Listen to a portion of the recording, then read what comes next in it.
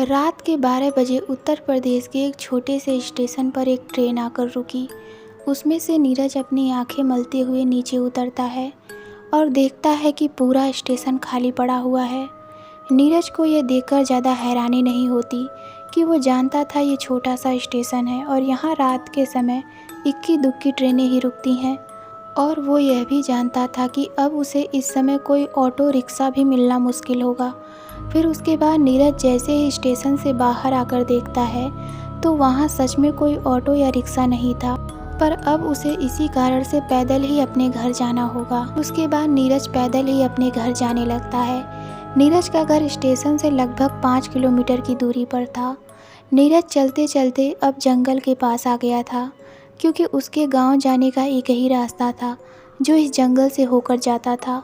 नीरज वैसे एक निडर लड़का था, इसलिए तो वो इतनी रात को भी अकेले उस जंगल वाले रास्ते से जाने लगता है। फिर उसके बाद नीरज कुछ ही दूर गया था कि तभी उसे अपने आगे से एक बूढ़ी औरत आते दिखती है। आते आते वो बूढ़ी औरत उसके बगल से निकलकर आगे की तरफ चली जाती है और नीरज के पीछे जाकर रुक जाती है, पर नीरज इस पर ज़्यादा ध्यान नहीं देता।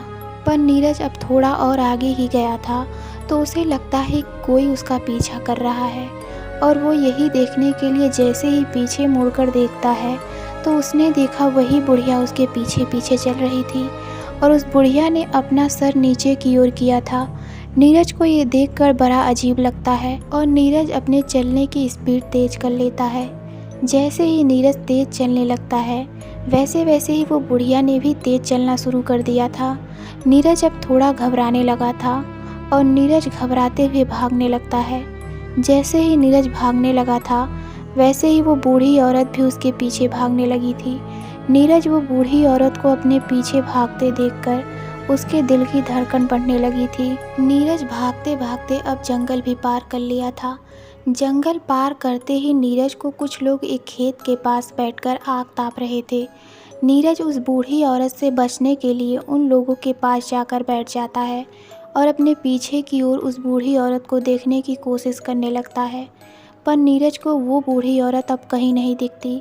जब नीरज को वो औरत कहीं नहीं दिखती तो नीरज एक ठंडी सांस लेता है और नीरज कुछ देर वहीं बैठकर आग तापने लगता है। नीरज को वहीं पर बैठे बैठे 4-5 मिनट हो गए थे, पर अभी तक जितने भी लोग आग ताप रहे थे उनमें से किसी ने अभी तक एक शब्द नहीं बोला था।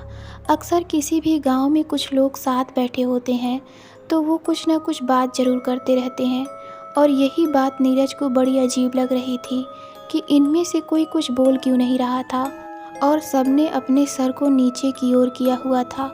नीरज अब सबकी चुप्पी तोड़ते हुए बोलता है, आज कुछ ज़्यादा ही ठंड है ना, पर कोई उसकी बात का कोई जवाब नहीं देता। पर तभी सबने अपना चेहरा ऊपर की ओर किया।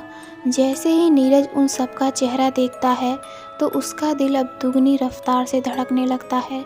नीरज का दिल इतनी तेज से धड़क रहा था मानो जैसे अभी छाती फाड़कर बाहर आ जाएगा।